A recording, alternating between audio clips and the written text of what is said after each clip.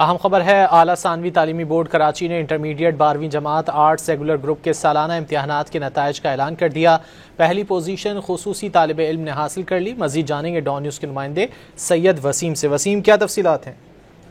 जी बिल्कुल, देखें, आला सानवी तालीमी बोर्ड कराची ने इंटरमीडिएट 12वीं जमात आर्ट्स रेगुलर ग्रुप के सालाना इम्तिहानात बराए 2025 के नताइज का ऐलान किया है।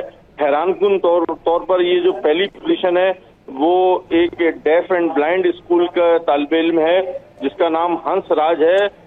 इसका जो टोटल नंबर है 1100 में से 953 नंबर लेकर A1 ग्रेड के साथ पहली पोजीशन हासिल की है। और यकीनी तौर पर जो चेयरमैन इंटरमीडिएट बोर्ड है फकीर मोहम्मद लाखो, उनकी जानिब से जो है वो तालिब इल्म के लिए इनाम का भी ऐलान किया गया है। उसके साथ ही साथ जो दूसरी पोजीशन है वो इकरा हाफिज गर्ल्स स्कूल है जिसमें उन्होंने हासिल की है। जबकि तीसरी पोजीशन नॉर्थ हैदराबाद की अंशका बिनते मोहम्मद अमीन ने हासिल की है।